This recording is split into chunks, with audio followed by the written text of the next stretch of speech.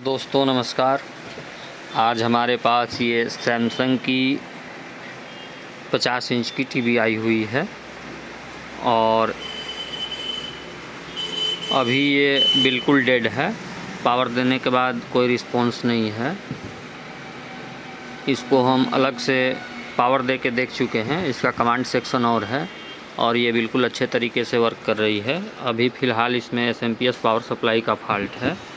अगर आप इस बोर्ड पे ध्यान से देखिएगा तो यहाँ पे इसका टिकोन बनाया गया है कंपनी के द्वारा, बाकी इसमें कोई टिकोन नहीं लगा हुआ है। आप देख सकते हैं डायरेक्ट मदरबोर्ड से पैनल पे कनेक्शन है स्केलर बोर्ड पे। यहाँ पे DC टू DC IC लगी हुई है और पावर सप्लाई के सेक्शन में अगर आप देखिएगा तो यहाँ पे ब्रिज डायोड लगे हुए हैं DC में कन्वर्ट करने के लिए, और ये जो है ये PFC का ट्रांसफार्मर लगा हुआ है, आप इसे कॉइल बोल सकते हैं। और ये इसका मेन ट्रांसफार्मर है, ये इसका PFC का ट्रांसफार्मर है, ये इसका PFC का मॉसफेट है। ये PFC का मॉसफेट अगर सही होगा तो आपको ये मेन फिल्टर कंडेंसर पे 390 या 400 वोल्ट मिलेंगे, तो आप PFC सेक्शन को सही मान सकते हैं। और ये मेन ट्रांसफार्मर को चालू करने के लिए यहाँ पे 2 मॉसफेट लगाए गए हैं, आप देख सकते हैं। ये N चैनल के मॉसफेट हैं। ये फर्स्ट पिन गेट होता है, दूसरा पिन ड्रेन होता है, तीसरा पिन सोर्स होता है। अगर आप ध्यान से देखिएगा तो ये दोनों मॉसफेट सीरीज में लगे हुए हैं। इसका सोर्स पिन, पहले वाले का सोर्स पिन और दूसरे वाले का ड्रेन पिन आपस में कनेक्ट है। आप ध्यान से देखिए इस प्रकार से, इसका और इसका, ये दोनों सीरीज में लगे हुए हैं। और इन दोनों N चैनल के मॉसफेट को चालू करने के लिए यहाँ पे एक 16 पिन की PWM IC लगी हुई है। यही IC इसको स्विचिंग करती है। तो ये मेन ट्रांसफार्मर चालू होता है और मेन ट्रांसफार्मर के आउटपुट में 2 डायोड लगे हैं, एक यहाँ और एक यहाँ। ये दोनों पैरेलल में लगे हुए हैं और इससे 12 वोल्ट की आउटपुट सप्लाई है कमांड को चालू करने के लिए। और इसी ट्रांसफार्मर में एक अलग लूप निकाला गया है बैकलाइट के लिए। हम इसको अभी पावर देते हैं 220 वोल्ट AC, और सबसे पहले मेन फिल्टर कैपेसिटर पे चेक करते हैं हमारा कितना वोल्ट बन रहा है। चलिए हम इसको पावर देते हैं और दे करके दिखाते हैं।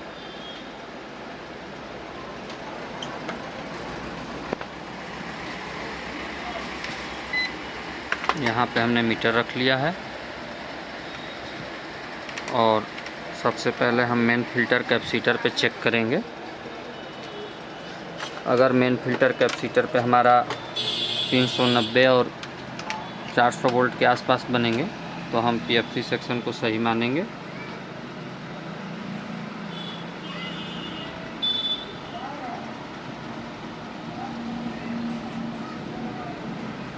आप देख सकते हैं यहाँ पे 396 वोल्ट के करीब बन रहे हैं, 400 के करीब।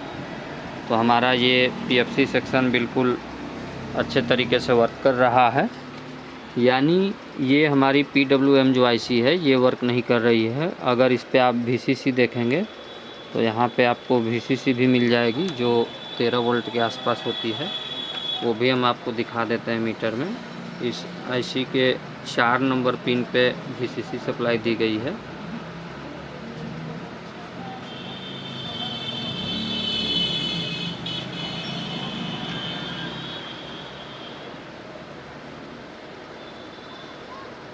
आप देख सकते हैं इस IC की VCC सप्लाई 12 और 13 वोल्ट के करीब है। ये हम एक हाथ से वीडियो रिकॉर्डिंग कर रहे हैं और एक हाथ से मीटर का लीड लगाए हैं, इसलिए थोड़ी सी परेशानी हो रही है। देखिए अभी ये आउटपुट का वोल्टेज चेक करके दिखा दे रहे हैं आपको। इसके आउटपुट डायोड पे अगर आप टेस्टिंग करिएगा तो यहाँ पे देख सकते हैं ये कोई वोल्ट नहीं है, ये किलो ओम में दिखा रहा है क्योंकि ये ऑटोमेटिक डिजिटल मल्टीमीटर है। आउटपुट में 0 वोल्ट है। तो आज हम इस पावर सप्लाई को चालू करने के लिए ये वाला मॉसफेट लगाएंगे। आप इसको एक बार ध्यान से देखिए। इसको हम डुअल मॉसफेट मॉड्यूल बोलते हैं। इसमें टोटल 9 वायर होते हैं। यहाँ पे अगर आप देखिएगा तो 2 मॉसफेट आपस में सीरीज में कनेक्ट हैं और यहाँ पे एक PWM IC लगी हुई है और फीडबैक के लिए कपलर लगा हुआ है। तो इसका कनेक्शन कैसे करना है और कैसे इंस्टॉलेशन करना है वो हम आपको स्टेप बाय स्टेप बताएंगे। वीडियो लंबी होगी, तो इसको लगाने के बाद हम आपको दिखाते हैं कि हमारी पावर सप्लाई चालू हो रही है कि नहीं चालू हो रही है।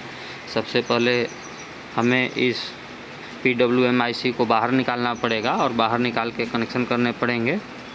ये जो आप कपलर देख रहे हैं फर्स्ट वाला, ये जो है फीडबैक सेक्शन का कपलर है और ये बैकलाइट को कंट्रोल करने के लिए है। और पावर ऑन यहाँ पे सर्किट बना हुआ है, उसको भी यही सप्लाई करता है।